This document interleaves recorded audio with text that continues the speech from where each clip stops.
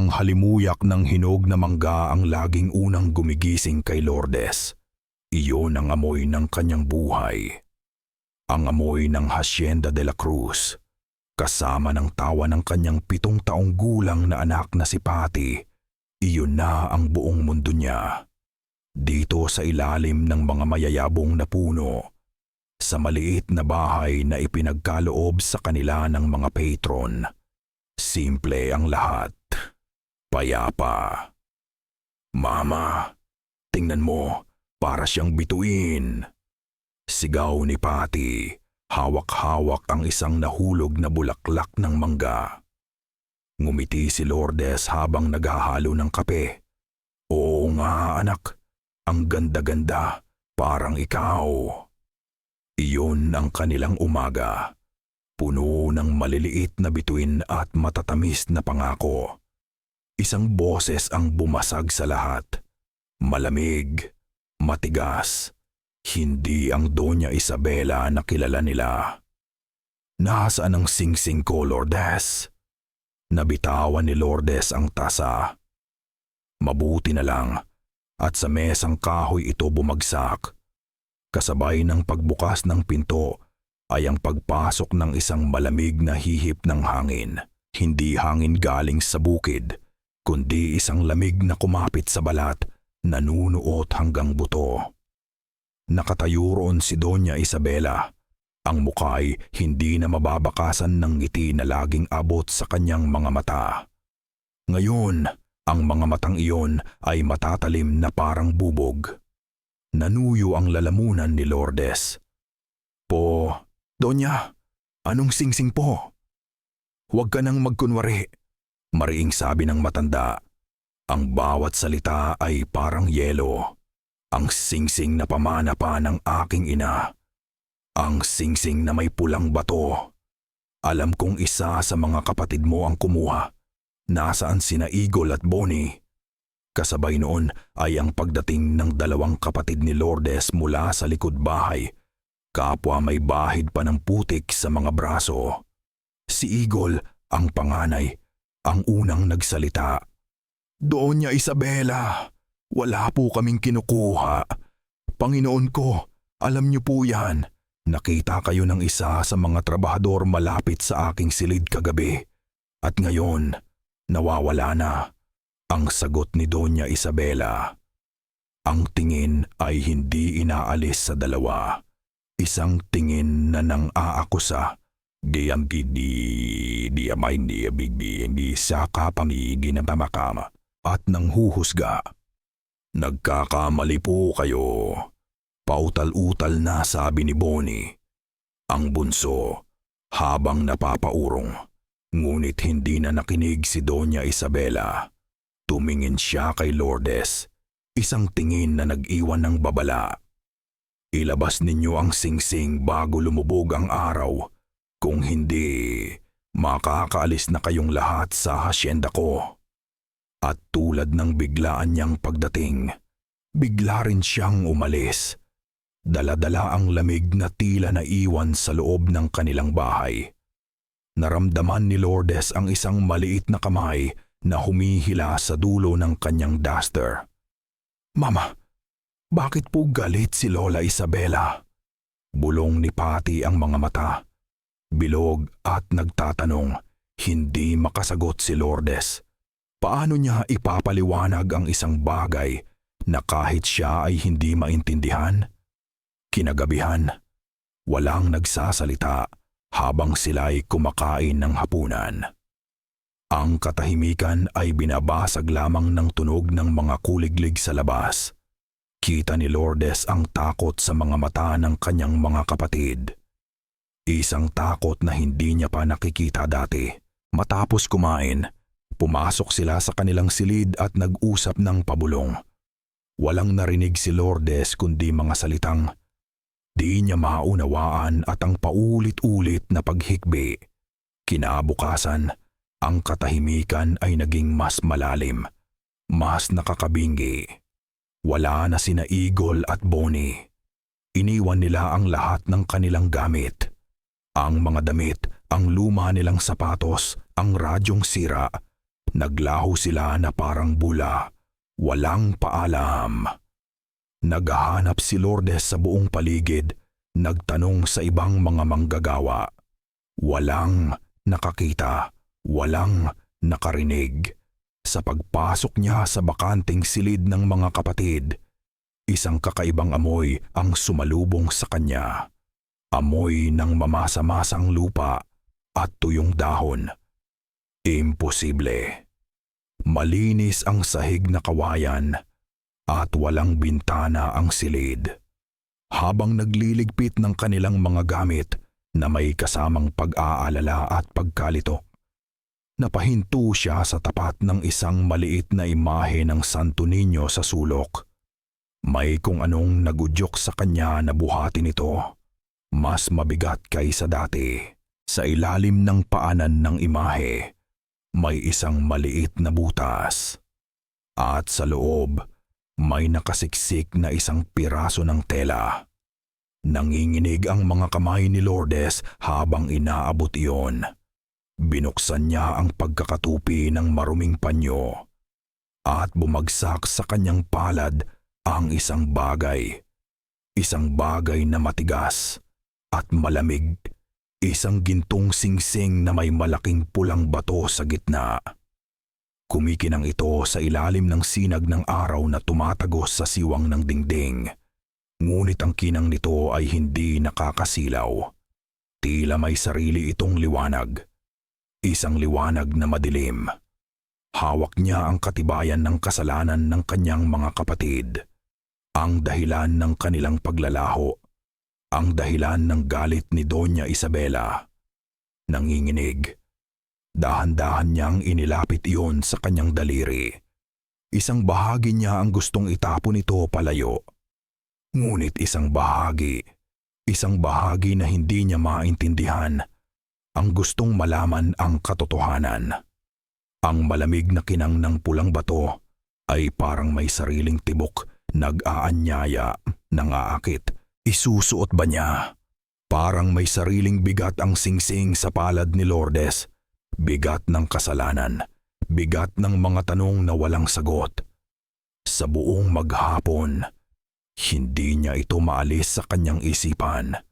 Bakit ito itinago? Bakit sila umalis?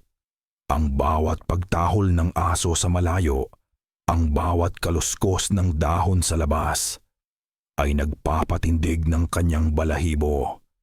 Hindi siya mapakali. Kailangan niyang malaman. Kailangan niyang maintindihan. Sa ilalim ng liwanag ng nag-iisang bombilya sa kanilang kusina, tinitigan niya muli ang singsing. Ang pulang bato ay tila mas madilim ngayon na parang hinihigop nito ang lahat ng liwanag sa paligid. Huminga siya ng malalim. Ipinikit ang mga mata at dahan-dahang isinuot ito. Ang lamig ng ginto ay gumapang sa kanyang daliri, ngunit walang nangyari. Nagbukas siya ng mata.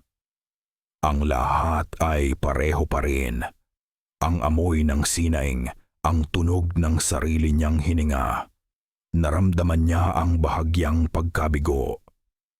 At malaking ginhawa. Siguro nga, isa lang itong ordinaryong alahas. Isang mamahaling alahas na nagtulak sa kanyang mga kapatid na gumawa ng masama. Yun lang. Biglang may kumatok. Napatalon siya sa gulat, muntik nang mapasigaw. Lourdes anak, ang boses ni Doña Isabela. Mahinahon, malambing. Dali-dali niyang itinago ang kamay na may singsing sa kanyang likuran bago buksan ang pinto. Doña Isabela, gabi na po. Isang nanggiti ang sumilay sa labi ng matanda. Isang nanggiti na tila nagpapawi sa lahat ng nangyari kaninang umaga. Pasensya ka na sa inasal ko kanina. Masyado lang mahalaga sa akin ang singsing na iyon. Huwag mo nang isipin ang mga kapatid mo. Ang mahalaga, narito pa rin kayo ni Patty.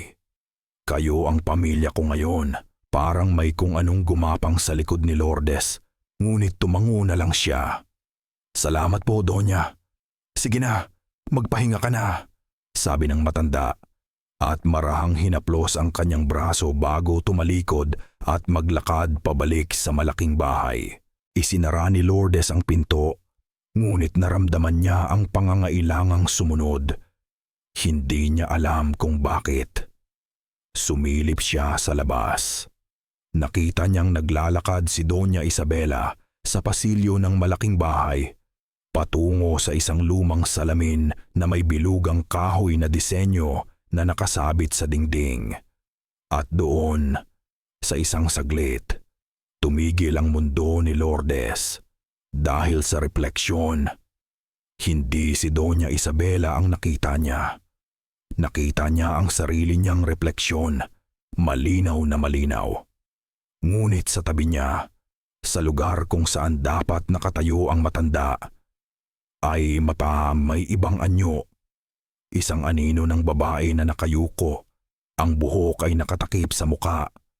Ang buong katawan ay nababalot ng hindi maipaliwanag na pighati. Napaurong si Lourdes, napasandal sa pinto. Nagkakamali lang ako ng tingin.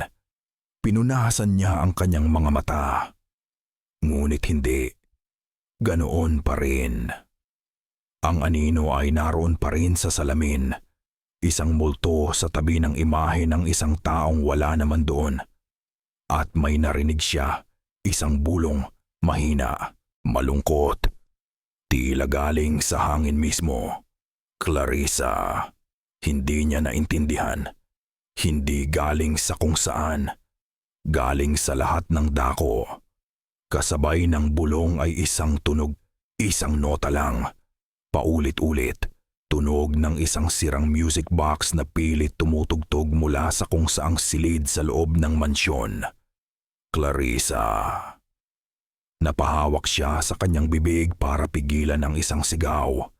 Nagmamadali siyang pumasok sa loob, nilock ang pinto. Ang puso niya ay dumadagundong sa kanyang dibdib. Tiningnan niya ang singsing sa kanyang daliri. Ang pulang bato. Tila mas matingkad ang kulay ngayon. Tok, tok, tok. Isang mahinang katok sa pinto ng kanyang silid. Mama. Ang boses ni Patty. Mama. Si Lola Isabela po. Hinahanap kayo. Nanigas si Lourdes sa kinatatayuan.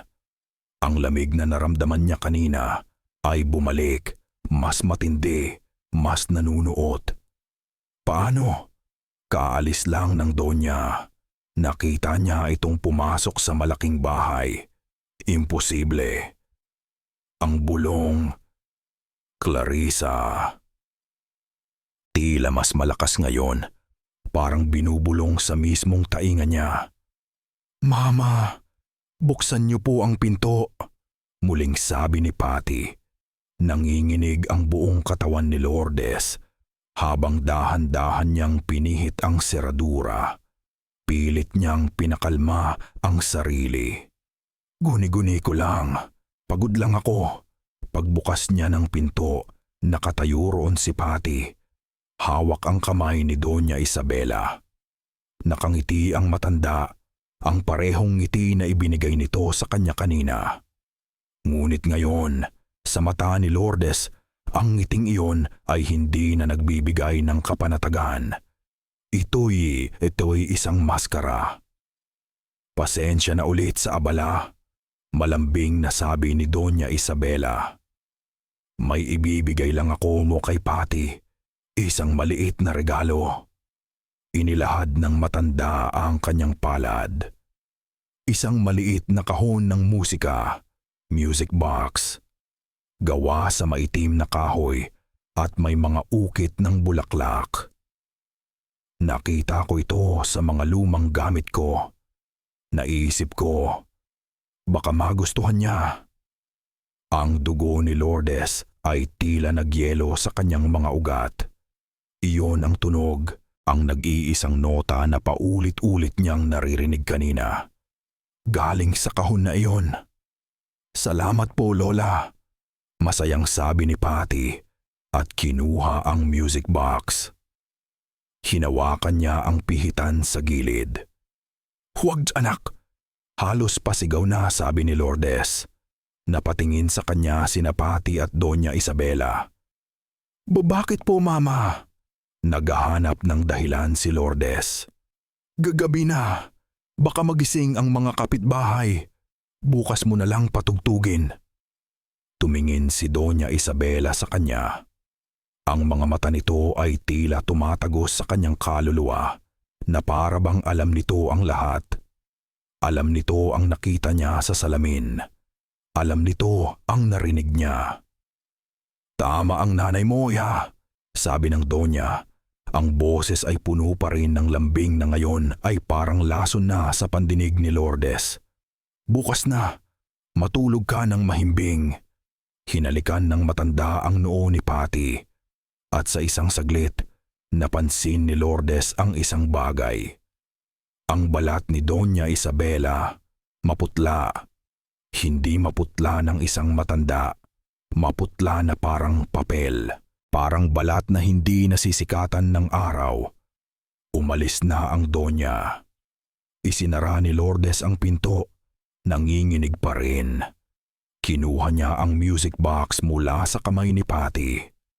Mama naman eh. Nagtatampong sabi ng bata. Bukas na ho, anak. Sige na, matulog na tayo. Inihatid niya si Patty sa higaan. Ngunit habang kinukumutan niya ito, napansin niyang may kung anong ibinubulong ang bata. Clarissa. Clarissa. Hindi isang bulong na may takot. Isang bulong na parang isang pangalan ng kalaro. Hindi na nakatulog si Lourdes ng gabing iyon. Inilagay niya ang music box sa ibabaw ng mesa. Sa bawat oras na lumilipas, sa gitna ng katahimikan, kusa itong tumutunog. Isang nota, paulit-ulit, isang paalala, isang babala. At sa bawat pagtunog nito, naririnig niya ang bulong sa hangin, palakas ng palakas. Clarissa. Kinabukasan. Sinubukan ni Lourdes na isipin na ang lahat ay isang masamang panaginip. Itinago niya ang singsing sa ilalim ng kanyang mga damit at itinago ang music box sa baul. Ngunit hindi mo maitatago ang isang himig. Naglalaro si Patty sa labas. Gamit ang mga patpat at bato, bumubuo ng isang maliit na bahay-bahayan. At habang naglalaro, siya'y humuhuni. Isang malungkot na himig. Ang himig mula sa music box, tumigil si Lourdes sa pagwawalis. Pinakinggan niya. Hindi ito basta-basta paghuni. Bawat nota ay perpekto na parabang matagal na niya itong alam. Patty, anak, tawag niya. Pilit na pinapasaya ang boses. Saan mo natutunan ang kantang yan? Tumingala si Patty. Ang mga mata'y ko inosente. Hindi ko po alam, Mama. Parang nasa isip ko lang po siya palagi. Isang pamilyar na lamig ang muling gumapang sa likod ni Lourdes. Nang araw na iyon, nagsimula ang lagnat. Kasabay ng pagbaba ng araw, ng pagkulay kahel ng langit sa oras ng takip-silim, ay ang pag-init ng katawan ni Patty. Hindi ito isang ordinaryong lagnat. Walang sipon, walang ubo. Isang tuyong init lang na nagpapapula ng kanyang mga pisngi at nagpapabigat sa kanyang paghinga. Kumuha si Lourdes ng basang bimpo at ipinunas ito sa noo ng bata. Mama, nahihirapang bulong ni Patty. Ang lamig po, ngunit ang balat nito ay nagbabaga sa init.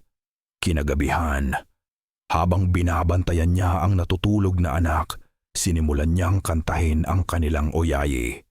Isang kantang itinuro pa ng kanyang ina. Isang kantang laging nagpapakalma kay Patty. Tulog na, bunso. Ang nanay ay narito. Ngunit sa gitna ng kanyang pagkanta, isang bagay ang pumigil sa kanya. Sa ilalim ng mahinang pag-awit niya may isa pang tunog. Si Patty kahit tulog ay humuhuni. At hindi ang kanilang oyayi ang himig na lumalabas sa mga labi nito. Ito ang kanta mula sa music box. Kasabay noon ay isang amoy ang pumasok sa bintana. Isang matamis, ngunit nakakahilong amoy. Ang amoy ng bulaklak ng Dama de Noche. Imposible. Walang tanim na ganoon sa buong hasyenda. Puno ng takot, mas nikasan ni Lourdes ang kanyang pag-awit. Paypay na mamatuwiti tanaasa. Pilit na tinatabunan ang himig ng kababalaghan. Pilit na binabawi ang kanyang anak mula sa kung anuman ang kumukuha dito. Ngunit ang himig mula kay Patty ay hindi humihinto. Para itong isang ugat na dahan-dahang gumagapang sa puso ng kanilang tahanan. Ilang oras ang lumipas. Sa wakas, tumahimik na si Patty. Napagod, napabagsak si Lourdes sa isang upuan sa tabi ng higaan. Ipinikit niya ang kanyang mga mata kahit isang saglit lang. Isang saglit lang na kapayapaan. Isang maliit na kamay ang yumugyog sa kanya. Mama, gising! Napamulat si Lourdes, ang puso'y agad kumabog. Nakaupo si Patty sa higaan, ang mga matay dilat na dilat sa takot, nakaturo sa isang madilim na sulok ng kanilang silid. May bata po doon, umiiyak na bulong ni Patty. Kanina pa po siya nakatayo dyan. Gusto niya pong makipaglaro. Tumingin si Lourdes sa direksyong itinuturo ng anak. Wala siyang nakita. Wala. Kundi ang anino ng mga gamit nila sa ilalim ng liwanag ng buwan. Ngunit ramdam niya. Ramdam niya na hindi sila nag-iisa. Ang hangin sa loob ng silid ay mabigat at malamig. At ang amoy ng Dama de Noche ay mas matindi, na parang ang bulaklak ay namumukadkad sa mismong sulok na iyon. Walang tao dyan, anak, sabi ni Lourdes, kahit ang sarili niyang boses ay nanginginig. Niyakap niya si Patty ng mahigpit. Nanaginip ka lang. Hindi po, mama. Humihikbing sagot ng bata. Nandyan lang po siya. Nagtatago lang po siya ngayon kasi gising na kayo. Alam na ni Lourdes, hindi ito panaginip, hindi ito lagnat, hindi ito guni-guni. Totoo ang lahat. Ang singsing, ang salamin, ang bulong, ang music box, ang himig. At ngayon, ang batang babae sa paanan ng kama. May isang bagay na dumating para kunin ang kanyang anak. At hindi na niya ito kayang labanan ng mag-isa. Ang karunungan ng siyensya, ang tulong ng doktor sa bayan, ay walang silbi rito. Kailangan niya ng ibang uri ng tulong. Isang tulong na nauunawaan ang mga anino. May naaalala siyang pangalan. Isang pangalan na laging ibinubulong ng mga tao sa barangay kapag may mga bagay na hindi maipaliwanag. Isang pangalan na kinatatakutan ng iba, ngunit pinupuntahan ng mga desperado. Lola Ading. Kinabukasan, bago pa man sumikat ang araw, habang mahimbing pang natutulog si Patty at nawala na ang lagnat nito, kinuha ni Lourdes ang singsing. Isinuot niya ito sa kanyang daliri. Hindi na dahil sa kuryosidad, kundi dahil sa pangangailangan. Ito na ang tanging koneksyon niya sa kabaliwang ito. Nag-iwan siya ng sulat para sa mga kapitbahay para bantayan sandali si Patty at naglakad siya ng mabilis. Papalayo sa hasyenda, patungo sa dulo ng barangay kung saan nakatira ang matandang manggagamot. Hindi niya alam kung ano ang naghihintay sa kanya doon. Hindi niya alam kung maniniwala ba ang matanda. Ngunit isang bagay ang sigurado. Hindi niya hahayaang makuha ng kung sino mang Clarissa. Na ito ang kanyang anak, hindi nang walang laban. Ang dampa ni Lola Ading ay nasa pinakadulong bahagi ng barangay. sa tabi ng isang malaking puno ng balete na ayon sa mga sabi-sabi ay mas matanda pa sa Mispaba. Sa mismong bayan, ang hangin dito ay naiiba. Hindi ito amoy mangga. Amoy ito ng mga pinatuyong dahon, ng insenso at ng lupa. Pagpasok ni Lourdes sa maliit na kubo, isang makapal na usok mula sa sinusunog na mga ugat ang sumalubong sa kanya. Nakaupo sa isang mababang upuan si Lola Ading, isang babaeng ang muka ay mapa ng panahon. Bawat kulubot ay isang kwento. Hindi ito nagulat sa kanyang pagdating. Tila kanina pa siya nito hinihintay. Walang nagsalita. Inilahad lang ni Lourdes ang kanyang kamay. Ipinakita ang singsing. Tumingin ang matanda, hindi sa mukha ni Lourdes, kundi sa kumikinang na pulang bato. Tumango ito ng dahan-dahan. Matagal na mula nang huli akong nakakita ng isang aviso. Mahinang sabi ng matanda. Ang boses ay garalgal na parang tuyong dahon. Aviso? Tanong ni Lourdes. Isang babala, isang sulo, isang bagay na nagbibigay daan sa may suot na makita ang hindi nakikita ng karaniwang mata. Mula sa singsing, ang mga mata ng matanda ay tumingin ng diretso kay Lourdes. Ano ang nakita mo, anak? Nanginginig, ikinuwento ni Lourdes ang lahat. Ang anino sa salamin, ang bulong, ang music box, ang lagnat ni Patty tuwing takip silim, ang batang babae sa sulok ng silid. Sa bawat salita ni Lourdes, mas lalong nagiging seryoso ang mukha ni Lola Ading. Nang matapos siyang magkwento, wabamagwamaakuedo, bumuga ng usok ang matanda mula sa isang maliit na pipa. Hindi sila mga aswang na pumapatay para kumain, simula ni Lola Ading. Mas malala pa nga, anak, sila ang mga manlilingaw. Kasabay ng pagbigkas ng salitang iyon, isang malakas na ihip ng hangin ang biglang pumasok sa bintana at ibinagsak ang kahoy na pinto. Plag! Napahiyaw sa gulat si Lourdes. Ngunit si Lola Ading ay hindi man lang natinag. Ang mga manlilingaw, pagpapatuloy nito na parang walang nangyari, ay mga kaluluwang nalunod sa sarili nilang pighati. Mga magulang na namatayan ng anak at hindi matanggap ang kanilang paglisan. Hindi nila kinukuha ang buhay. Ang kinukuha nila ay ang pagkatao. Ano pong ibig niyong sabihin? Si Doña Isabela at ang kanyang asawa ay nawalan ng kaisa-isang anak maraming taon na ang nakalipas. Si Clarissa. At ngayon, nakahanap sila ng ipapalit. Tumingin ang matanda kay Lourdes, puno ng awa. Ang anak mo ang napili nila. Isang matinding takot ang bumalot kay Lourdes. Isang takot na mas masahol pa sa lahat ng naramdaman niya. Pero, bakit? Anong gagawin nila kay Patty? Isinasagawa nila ang isang ritual. Unti-unti nilang binubura ang mga alaala ni Patty at pinapalitan ito ng mga alaala ni Clarissa. Ang himig, ang lagnat, yan ang mga senyales. Kapag nakumpleto na ang ritual, ang katawan ng anak mo ay mananatiling buhay.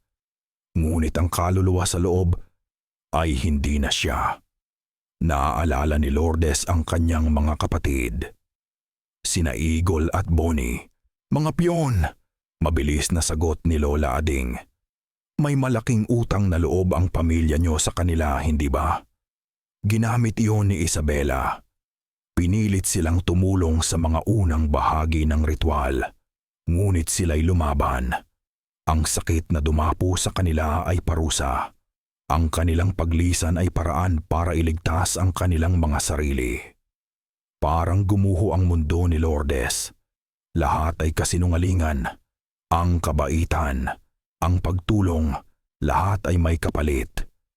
Hinawakan ni Lola Ading ang kamay ni Lourdes. Ang balat nito ay tuyo at mainit. Ang singsing na yan ay hindi panangga. Isa yang sulo sa gitna ng kadiliman. Ngunit tandaan mo, anak, nakakaakit din ng mga kulisap ang liwanag. Kailan po matatapos ang ritual? Tanong ni Lourdes.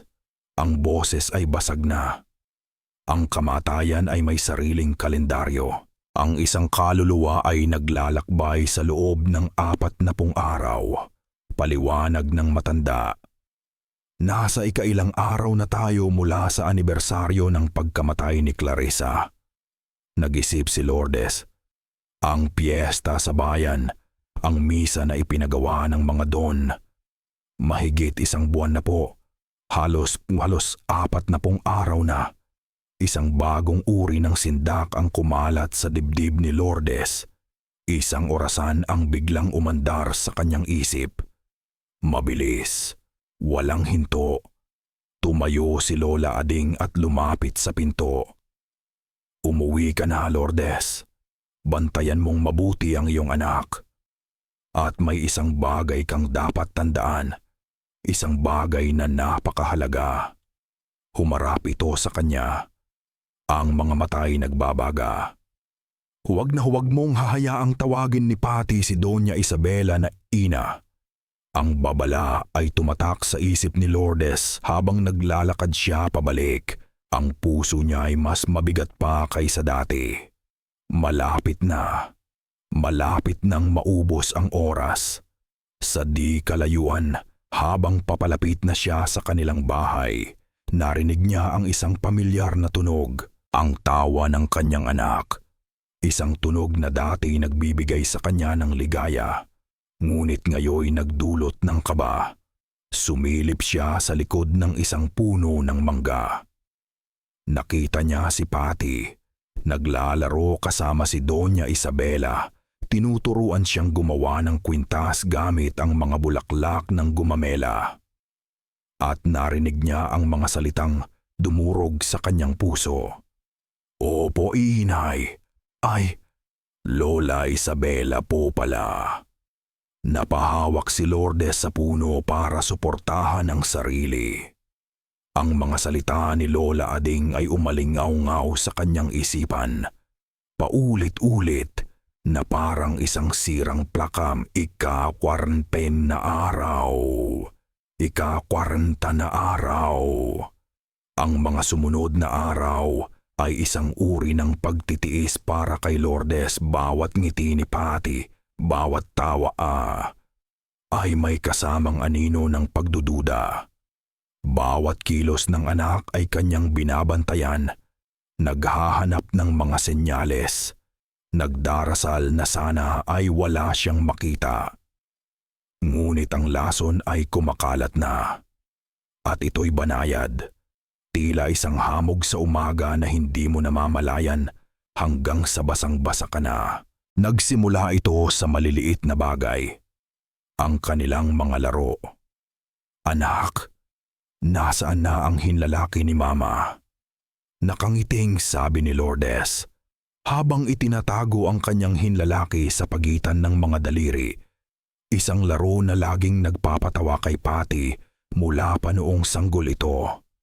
Ngunit si Patty ay tumingin lang sa kanya, ang ulo'y nakatagilid, puno ng pagkalito. Anong laro po yan, Mama? Nawala ang nanggiti ni Lourdes. Ang paborito nating laro, hindi mo na ba naaalala? Umiling lang si Patty at bumalik sa pagguhit sa lupa. Isang araw, pag-uwi niya galing sa paglalaba sa ilog, nakita niyang may hawak na si Patty na isang lumang manika. Ang damit nito ay kupas na, ang isang mata ay tanggal na, at ang buhok ay buhol-buhol. Hindi niya pa nakikita ang manikang iyon kailanman. Saan mo nakuha yan, anak? Tanong niya. Pilit na pinapakalma ang boses. Bigay po ni Lola Isabela. Sagot ni Patty habang niyayakap ang manika. Sabi niya, naiwan ko daw po ito dati. Sa akin po ito noon pa. Kasabay ng mga salitang iyon, ang luma nilang radyo sa sulok, isang radyong matagal nang sira at hindi na nila ginagamit, ay biglang gumawa ng isang mahinang tunog. Isang kaluskos. Static. Hindi ito pinansin ni Lourdes. Masyado siyang nakatuon sa sakit na dulot ng sinabi ng anak. Naiwan ko daw ito dati. Ngunit habang papalapit si Patty sa radyo, yakap-yakap pa rin ang manika. Ang static ay lumalakas. At mula sa radyo, mula sa static, may nabuong isang salita. Isang bulong, Clarissa. Napahakbang paatras si Lourdes. Tumingin siya sa radyo, tapos kay Patty. Ngunit ang anak niya ay walang kamalay-malay. Masayang kausap ang kanyang bagong lumang laruan. Guni-guni lang ba niya? O ang mismong hangin sa kanilang bahay ay nagsisimula ng tawagin ang kanyang anak sa ibang pangalan? Ang pinakamasakit na dagok ay dumating kinagabihan. Puno ng desperasyon, kinuha ni Lourdes ang nag-iisang litrato nilang mag-ina.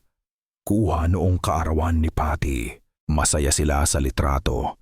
Magkayakap, may isang maliit na cake sa harapan. Anak, tingnan mo, sabi niya. Nanginginig ang mga kamay. Habang ipinapakita ang litrato.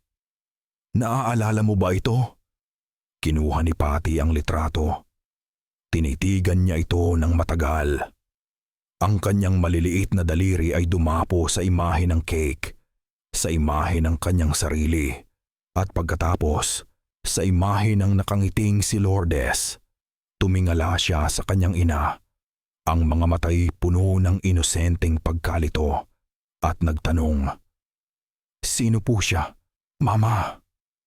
Ang apat na salitang iyon ay tumusok sa puso ni Lourdes na parang isang punyal na yari sa yelo.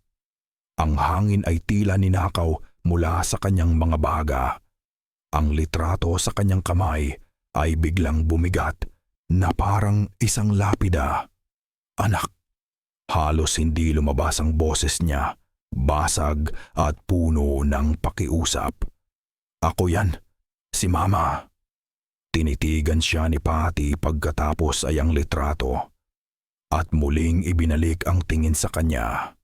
Isang blangkong pagtingin. "Kamukha niyo nga po." Simpleng sabi nito. Bago ibinalik ang litrato at muling naglaro, na para bang wala lang. "Kamukha niyo po." "Hindi kayo po yan." Nang gabing iyon, hindi na kinantahan ni Lourdes si Patty. Hinayaan niyang ang katahimikan ang bumalot sa kanila habang nakahiga ang bata. Ngunit hindi mapalagay si Lourdes. Isang desperadong ideya ang pumasok sa kanyang isip. Isang huling pagsubok. Isang huling sandata. Dahan-dahan, sinimulan niyang kantahin ang kanilang oyayi. Ang kantang itinuro ng kanyang lola. Ang kantang nagpatulog kay Patty sa libu-libong gabi. Ibinuhos niya ang lahat ng kanyang pagmamahal at alaala sa bawat salita. "Duyan, duyan, munting anghel." Ang mga bituin ay nag-aabang. Huminto sa paghuni si Patty. Iminulat nito ang kanyang mga mata. Sa isang saglit, umasa si Lourdes. Naaalala niya. Ngunit ang mga matang tumingin sa kanya ay malayo, malamlam. At mula sa mga labi ng kanyang anak, isang ibang himig ang lumabas. Mahina sa simula, pagkatapos ay lumilinaw. Ang kanta mula sa music box, huminto sa pag-awit si Lourdes. Ang luhang kanina pa niya pinipigilan ay tuluyan ng bumagsak. Tinalo na siya ng kantang iyon. Ang kanilang oyay, ang kanilang huling koneksyon ay nabura na. At pinalitan, hinintay niyang makatulog ng mahimbing ang bata. Ngunit hindi na siya bumalik sa pagkakaupo. Isang bagong enerhiya, isang enerhiyang pinaghalong galit at takot ang bumuhay sa kanya. Kailangan niya ng katibayan. Kailangan niyang makita kung gaano nakalalim ang pagpasok ng lason. Naalala niya, laging nagdodrawing si Patty sa mga piraso ng papel. Itinatago niya ang mga ito sa ilalim ng kanyang kama.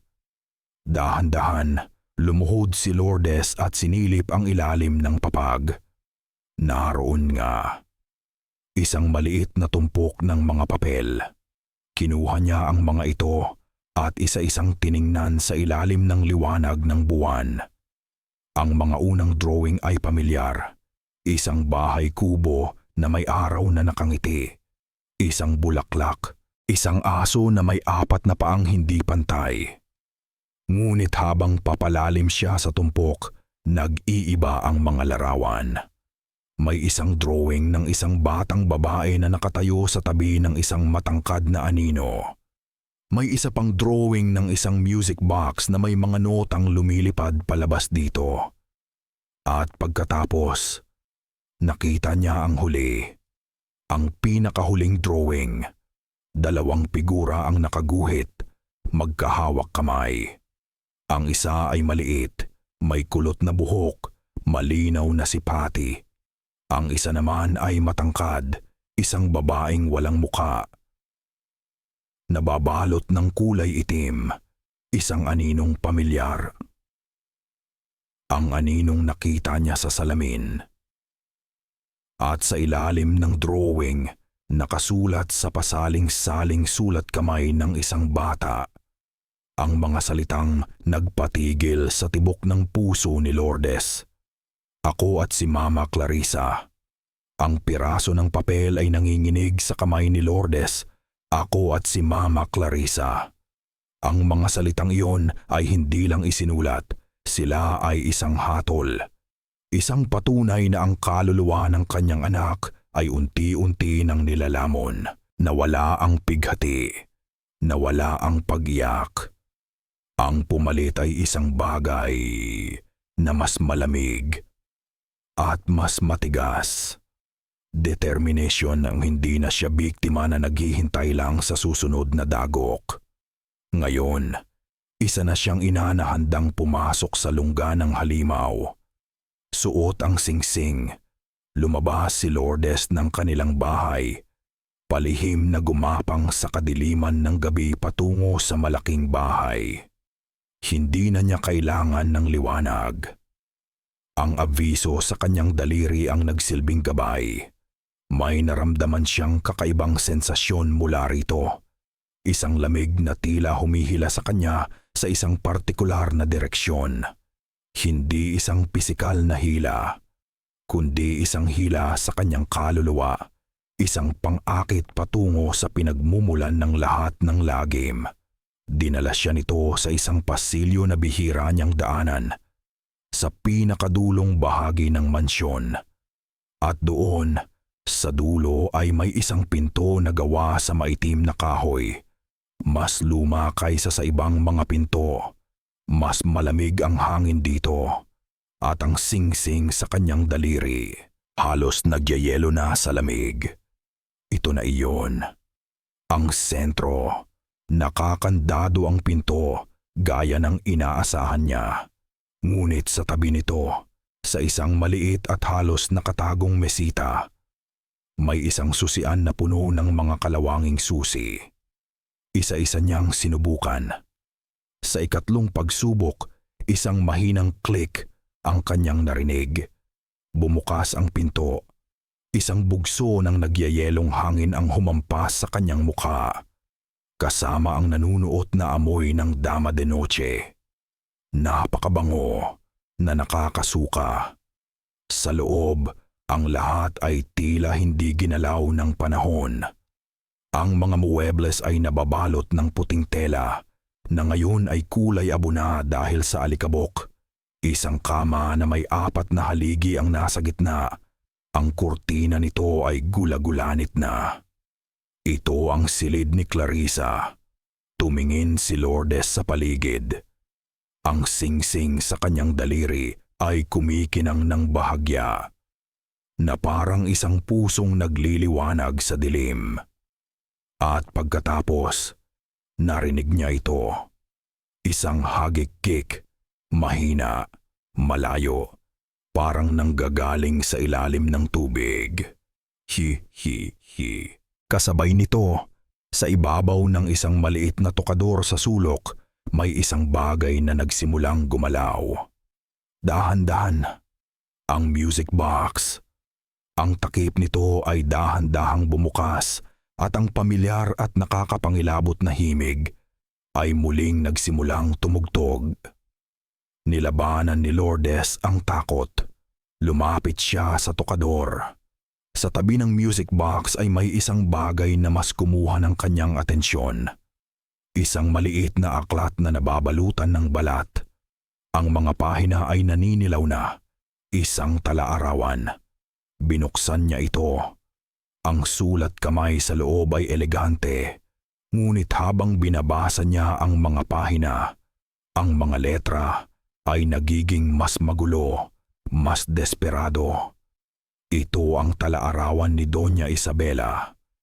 Nagsimula ito sa mga masasayang alaala ng kanyang anak na si Clarissa. Ang paborito nitong laruan, ang paborito nitong kanta, ang himig mula sa music box. Ngunit habang lumilipas ang mga taon sa talaarawan, isang anino ang nagsimulang mabuo. Isang sakit. Isang sakit na unti-unting kumuha sa lakas ni Clarissa. Binasa ni Lourdes ang tungkol sa mga gabing walang tulog ni Isabela. Ang kanyang mga desperadong panalangin. Binasa niya ang tungkol sa kanyang galit sa Diyos, sa mundo. At pagkatapos, sa mga huling pahina, nagsimula siyang magsulat tungkol sa mga bagay na hindi pangkaraniwan. Mga lumang aklat, mga ritual, mga pangako mula sa kadiliman. Sa isang pahina, nakakita si Lourdes ng isang kupas na litrato na nakasingit. Kinuha niya ito. Isang masayang Doña Isabela, mas bata pa. Yakap-yakap ang isang batang babae na may malaking laso sa buhok. Si Clarissa. Sa isang saglit, sa gitna ng takot, nakaramdam si Lourdes ng awa. Ang halimaw na kinakatakutan niya ay minsan ding naging isang ina na puno ng pagmamahal. Ang trahedyang ito ang nagbigay buhay sa isang bangungot. Ngunit, ang huling pahina ang nagpatigil sa kanyang paghinga. Ang sulat kamay dito ay halos hindi na mabasa, na para bang isinulat sa gitna ng isang bagyo ng pighati at kabaliwan. Hindi nila siya kukunin sa akin. Hindi pa tapos ang lahat. Hindi ko hahayaang maglakbay ang kanyang kaluluwa ng mag-isa. May paraan. May paraan para siya'y manatili. Pangako, anak, babalik ka sa akin. Sa ibaba ng mga salitang iyon, may isa pang pangalan na nakasulat. Ang buong pangalan ng Doña Isabela Maria. Kasabay ng pagbasa niya sa pangalang iyon, isang malakas na kalabog ang yumanig sa buong silid. Plag.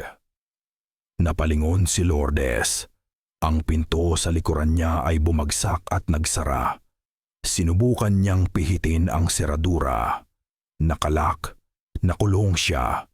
At ang music box sa ibabaw ng tokador na kanina'y tumigil na sa pagtugtog ay muling nagsimula. Ngunit ngayon, ang himig ay mas malakas, mas malinaw, na parabang isang buong orkestra ang tumutugtog sa loob ng maliit na silid. Ang himig ng music box ay isang alon na lumulunod sa buong silid. Paulit-ulit. Walang katapusan. Sinipa ni Lourdes ang pinto. Kinakalampag niya. Sumisigaw siya hanggang sa mamaga ang kanyang lalamunan. Ngunit ang tanging sumasagot sa kanya ay ang kantang iyon. Pagkatapos, isang boses, hindi mula sa loob ng silid. Mula sa labas. Huwag mong pagurin ang sarili mo. Ang boses ni Doña Isabela, ngunit iba na ito. Wala na ang lambing, wala na ang pagkukunwari. Ang boses na iyon ay malamig, matigas at walang emosyon, na parang bakal. "Palabasin mo ako dito!" Sigaw ni Lourdes. Ang mukha ay nakadikit sa siwang ng pinto. "Akala mo ba, hindi ko alam ang kapangyarihan ng aviso?" Tanong ng boses mula sa labas. "Akala mo ba, hindi ko mararamdaman ang pagpasok mo sa aming sagradong lugar?" Nanlamig ang buong katawan ni Lourdes. Alam niya ang lahat. "Pero salamat sa iyo." Pagpapatuloy ng boses na may bahid ng panunuya. "Dahil sa singsing, mas naging bukas ang isipan mo. Mas naging bukas ang isipan ng anak mo sa aking mga bulong. Nakatulong ka pa nga. Mas napabilis ang lahat. Yup ka." Isang mahinang tawa ang narinig ni Lourdes. Ang pagmamahal ng isang ina ay hindi hayop, Lourdes. Ito'y isang kapangyarihan. At mas matindi ang pagmamahal ko kaysa sa iyo. At pagkatapos ay katahimikan. Walang sumagot sa mga sigaw ni Lourdes. Ang tanging kasama niya ay ang walang katapusang himig at ang lumalamig na silid. Ang mga oras ay lumipas na parang isang bangungot. Napaupo na lang siya sa sahig, yakap ang sarili. Talunan. Nang ang liwanag na tumatagos sa maliit na bintana ay nagsimula ng magkulay dugo. Sa pagdating ng takip silim, biglang huminto ang music box. Ang biglaang katahimikan ay mas nakakabingi kaysa sa ingay. Click. Ang tunog ng seradura na bumubukas. Hindi nagdalawang isip si Lourdes. Itinulak niya ang pinto at tumakbo palabas ng silid, palabas ng pasilyo. Ang buong mansyon ay tahimik. Ang mga anino ng papalubog na araw ay mahahaba at baluktot na parang mga daliring humahabol sa kanya. Ang ugong ng hangin sa labas ay parang iyak ng isang babae. Tinakbo niya ang daan pabalik sa kanilang munting bahay. Ang puso niya ay dumadagundong. "Pati, anak!" Pagbukas niya ng pinto, wala ang anak niya. Malamig ang higaan. Walang tao. Isang matinding kaba ang pumiga sa kanyang dibdib. Nasaan siya? Lumingon siya pabalik sa malaking bahay. At doon, sa bintana ng kanilang kusina, nakita niya. Nakaupo sa hapagkainan ng mga don si Pati. Sa kanyang harapan ay isang platong puno ng kanin at adobo. Sa likod niya, nakatayo si Doña Isabela, hawak ang isang suklay. At dahan-dahang sinusuklay ang buhok ng bata. Inaayos ito sa isang paraan na hindi pamilyar kay Lourdes. Bawat haplos ng suklay, bawat pag-aayos ng buhok ay isang ritual, isang akto ng pag-aangkin. Naglakad si Lourdes na parang isang multo, papalapit sa eksena. Hindi siya makapagsalita. Tumingala si Pati na ramdaman ang kanyang pagdating. Ngunit ang mga matang tumingin sa kanya ay blangko. Malamig. Walang pagkilala. Ngumiti ang bata. Isang nangiting hindi abot sa mata at sinabi ang mga salitang tuluyan nang pumatay sa natitirang pag-asa sa puso ni Lourdes. "Magandang gabi po. Nagugutom na po kami ni Mama." Ang salitang mama ay tumama kay Lourdes na parang isang sampal. Napahawak siya sa hamba ng pinto. Ang mga tuhod ay halos bumigay na. Tumingin si Doña Isabela sa kanya, sa ibabaw ng ulo ni Pati. Isang matagumpay na ngiti ang sumilay sa mga labi nito. Dahan-dahan, itinaas niya ang isang daliri sa kanyang bibig. Isang senyas na nagsasabing, "Shh!" Sa likod nila, sa salamin ng bintana na nagdidilim, nakita ni Lourdes ang kanilang refleksyon. Ang refleksyon ni Doña Isabela at sa likod nito, hindi ang refleksyon ni Patty. Ang refleksyon ng ibang bata. Isang batang babae na may malaking laso sa buhok na nakangiti. Walang sigaw, walang luha.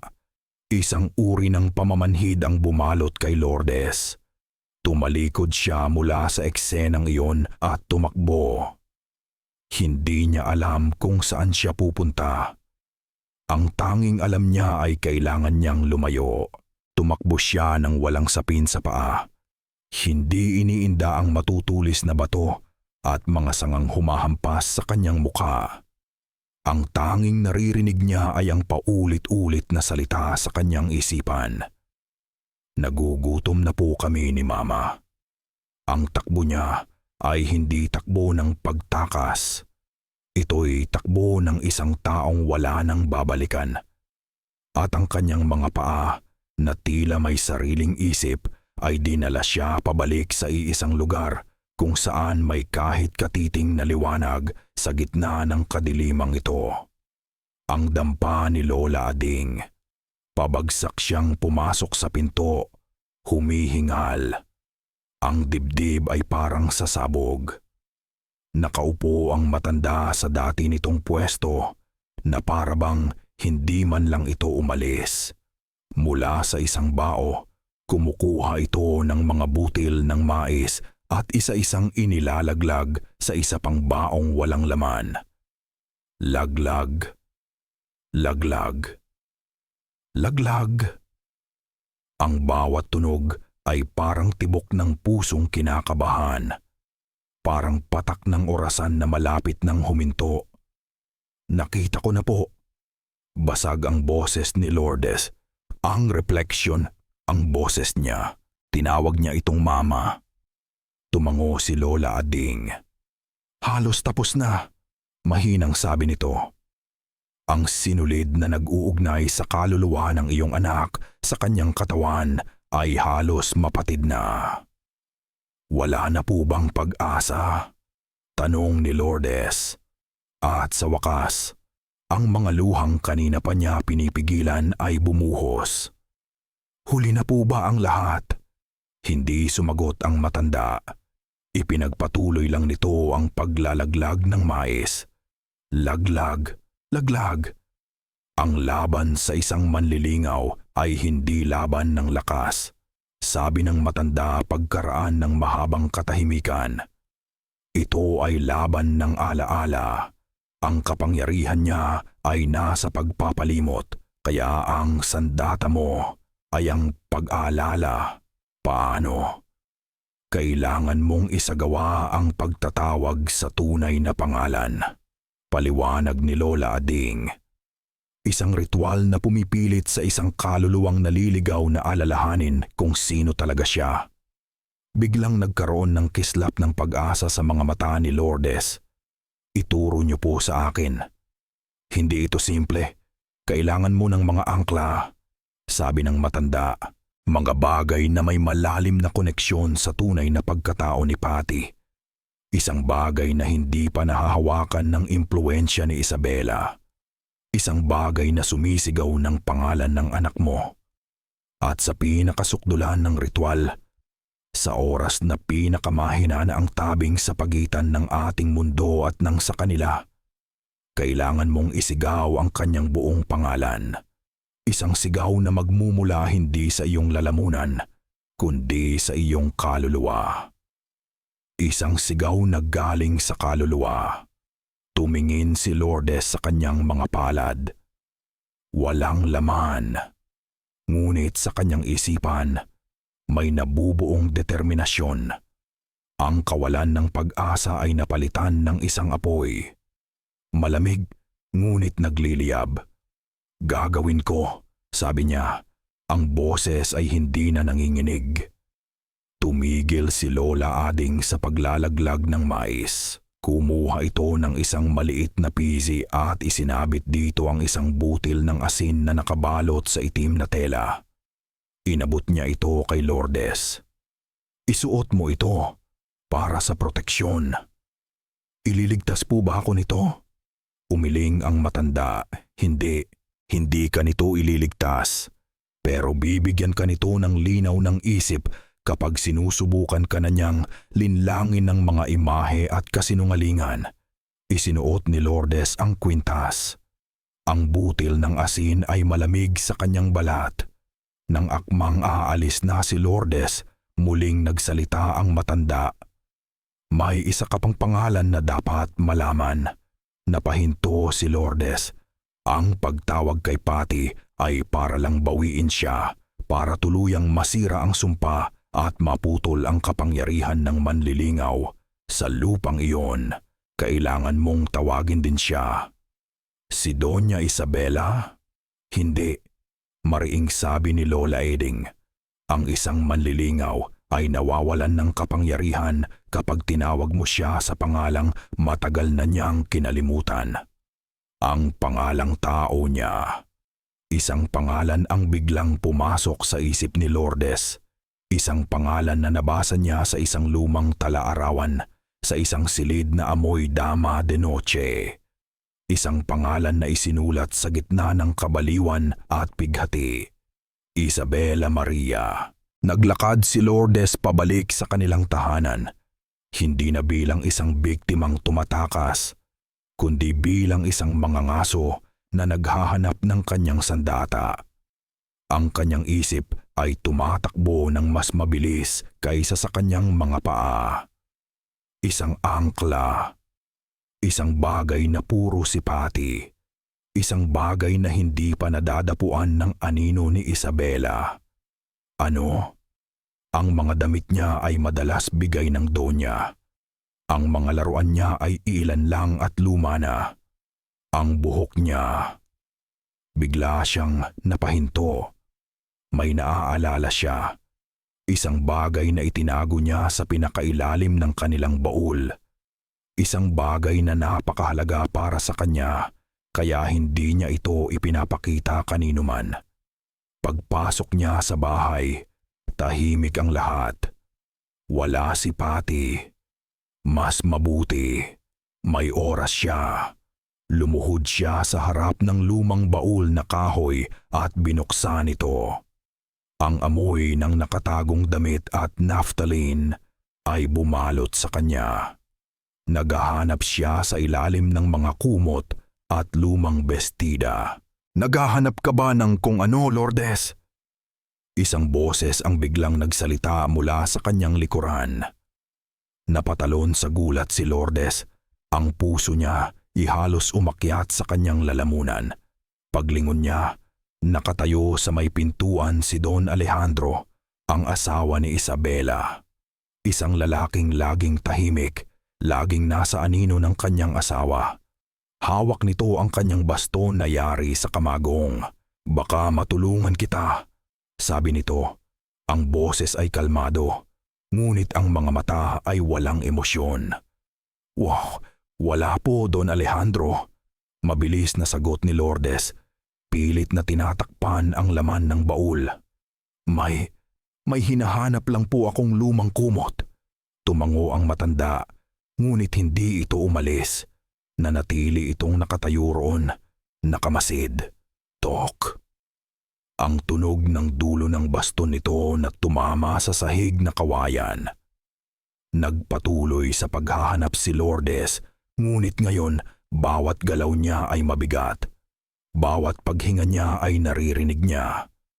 Ang paranoia ay gumagapang sa kanyang batok. Alam ba niya? Kasabwat ba siya? O isa lang siyang bantay? Tok! Tok! Lumapit ng isang hakbang si Don Alejandro. Mas binilisan ni Lourdes ang paghalungkat. Ang kanyang mga daliri ay nagkakandara pa. Nasaan na iyon? Nasaan na Tok? Tok! Tok! Nasa likuran na niya ang matanda. Ramdam niya ang anino nito. Ramdam niya ang mga matang nakatitig sa kanya. At sa wakas nahawakan niya. Sa pinakailalim, nakabalot sa isang lampin. isang bagay na maliit at malambot.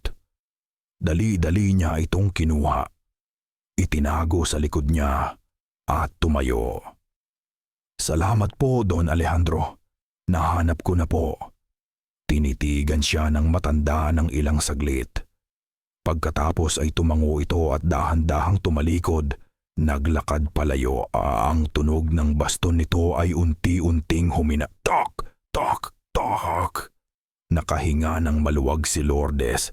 Tiningnan niya ang hawak niya. Ang kauna-unahang pares ng sapatos ni Patty. Gawa sa puting tela na ngayon ay medyo naninilaw na. Napakaliit, kasya lang sa kanyang palad.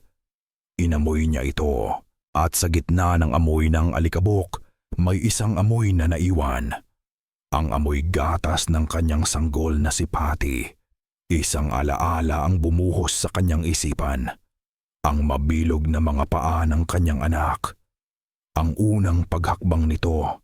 Ang tawa nito habang natutumba sa kanyang mga braso. Ang tunay niyang anak. Ang tunay na si Patty. Isang mainit na luha ang pumatak sa sapatos. Ngunit hindi ito luha ng kalungkutan. Ito'y luha ng pagmamahal. Isang luha ng katatagan. Ito na. Ito ang kanyang sandata. Huwag mong kunin ang hindi sayo. Isang malamig na boses ang bumasag sa sandali. Napatingala si Lourdes. Nakatayo sa may pintuan si Patty. Yakap-yakap nito ang lumang manika ni Clarissa. Ang mukha niya ay walang ekspresyon. Ang mga mata ay madilim at malalim. Ang boses nito, hindi boses ng isang bata. Mama, sabi ng bata, ngunit ang salita ay lumabas na parang isang tanong, isang pagdududa. O kung sino ka man. Nanigas si Lourdes sa kinatatayuan. Hawak-hawak ang maliliit na sapatos na parang isang kalasag. Ang mga mata ni Patty, o ng kung anumang nasa likod ng mga matang iyon, ay nakatitig sa kanya. Malamig at mapanuri. Hindi ito isang tanong ng bata. Ito'y isang hamon. Walang sinabi si Lourdes. Walang isinagot. Dahan-dahan siyang umatras papasok sa kanilang bahay. Ang nilalang sa katawan ng kanyang anak ay ngumisi lang ng bahagya bago tumalikod at bumalik sa kadiliman ng hasyenda. Ito na ang gabi ng 39 na araw. Ang huling gabi ng paghahanda. Ang huling gabi ng katahimikan bago ang unos at tunay ngang may kakaibang katahimikan sa paligid. Ang karaniwang ingay ng mga kuliglig ay wala. Ang banayad na ihip ng hangin ay tila nagpipigil ng hininga. Ang buong hasyenda ay nag-aabang.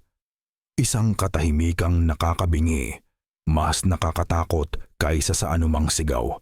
Ilang oras ang lumipas bago bumalik si Patty. Pumasok ito sa bahay ng walang imik, humiga sa papag at natulog na parang isang anghel. Isang anghel na may pusong banyaga. Umupo si Lourdes sa isang upuan sa tabi ng higaan. Sa liwanag ng gasera, tinitigan niya ang natutulog na mukha ng kanyang anak. Hinanap niya ang Patty na kanyang kilala. Naroon pa rin ang biloy sa pisngi nito. Ang kurba ng kanyang mga pilik mata. Ngunit may mali. May isang katahimikan sa kanyang paghinga. Isang kapayapaan sa kanyang mukha na hindi natural. Ito na ang kanyang pamamaalam. Nagpapaalam siya, hindi sa kanyang anak, kundi sa alaala ng batang minsan ay sa kanya. Tahimik siyang umiyak, hindi dahil sa pighati, kundi dahil sa pagtanggap. Tinanggap na niya na para maibalik ang kanyang anak, kailangan muna niyang harapin ang katotohanang sa sandaling ito, wala na ito sa kanya. At sa pagtanggap na iyon, isang katatagan ang isinilang. Dahan-dahan, Inilatag niya sa isang maliit na mesa ang mga sandata para sa kanyang laban, ang unang pares ng sapatos, ang angkla ng tunay na pagkatao ni Patty. Isang maliit na medalyon na naglalaman ng isang hibla ng buhok ni Patty, gupit mula pa noong binyag nito. Isang simbolo ng kanyang pagiging dalisay at ang singsing na aviso. Ang kanyang sulo sa kadiliman. Inayos niya ang mga ito na parang mga sagradong gamit sa isang altar. At pagkatapos, ipinikit niya ang kanyang mga mata at nagdasal. Hindi siya nagdasal para manalo. Hindi siya humingi ng tulong para talunin ang kalaban. Nagdasal siya para sa lakas ng loob. Lakas ng loob na harapin anuman ang mangyari. Lakas ng loob na huwag bumitaw kahit gaano pa kadilim ang tatahakin niya. Naramdaman niya ang pagod na gumagapang sa kanyang buong katawan. Napasandal siya sa upuan, ang mga matay hindi inaalis sa natutulog na bata.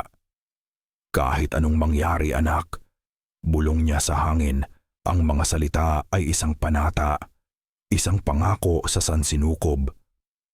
Mahal na mahal ka ni Mama. Hinding-hindi kita iiwan. At sa mga salitang iyon, ang kanyang mga mata ay bumigat at bumagsak. Kaboom! Isang malakas na dagundong ng kulog ang gumising sa kanya. Napatalon siya mula sa pagkakaupo. Ang liwanag sa labas ay hindi na liwanag ng buwan. Ito'y ang kulay abong liwanag ng bukang liwayway. Nanginginig, tumingin siya sa lumang kalendaryong nakasabit sa dingding. May isang bilog na pula sa isang numero, ang petsa, ngayon.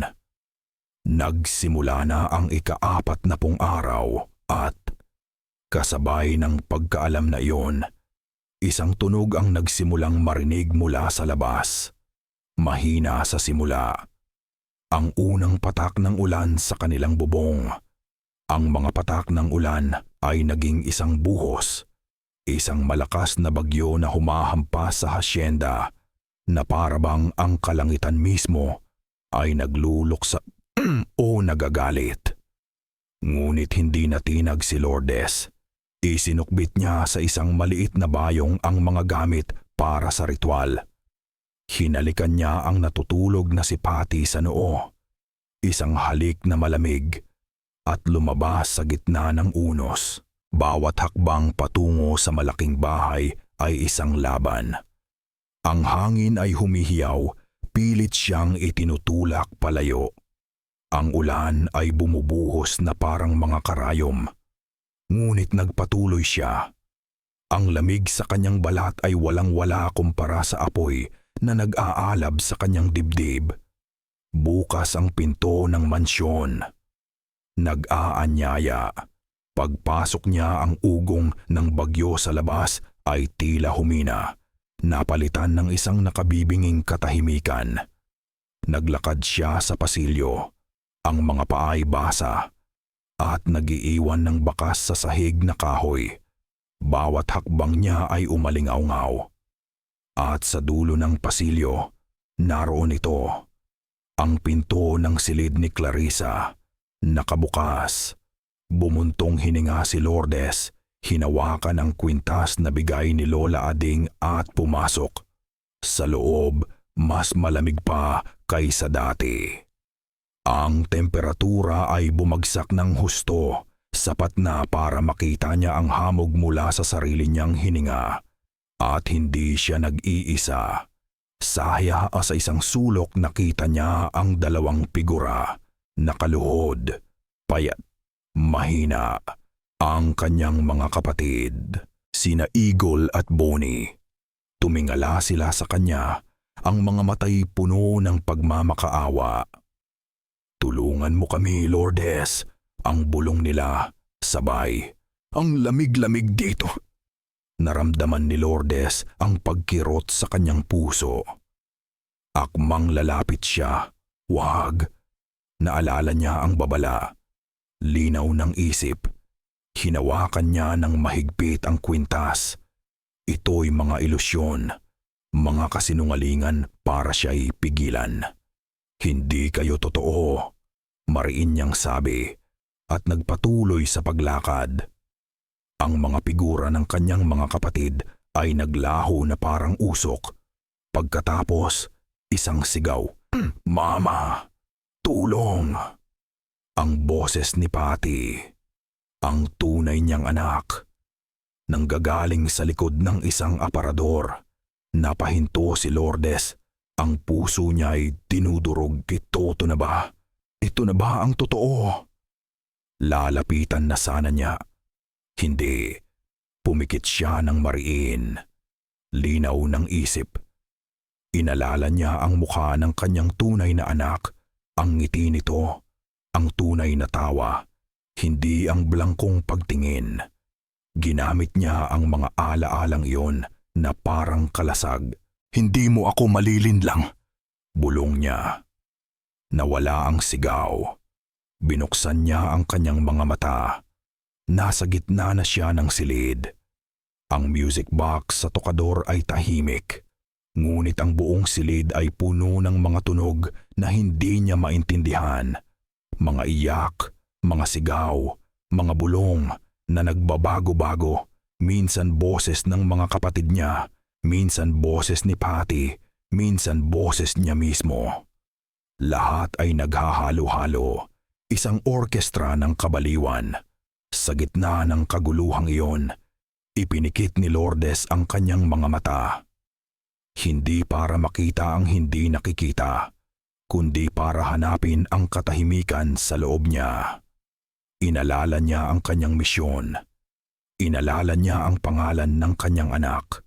Dahan-dahan, sa sahig na nagyeyelo, inilatag niya ang mga gamit. Ang hibla ng buhok, ang unang pares ng sapatos, ang singsing na aviso. Inayos niya ang mga ito sa isang maliit na bilog. At habang ginagawa niya iyon, isang anino ang nagsimulang mabuo sa pinakamadilim na sulok ng silid. Hindi ito gumagalaw. Nagtitipon lang ito, itim sa itim. Ang anino ay dahan-dahang nagkaroon ng anyo, hindi na ang anyo ng isang matandang babae. Isang bagay na mas matangkad, mas payat. Isang figurang nilamon ng pighati at ng 100 taon ng galit. Dahan-dahan itong humarap sa kanya.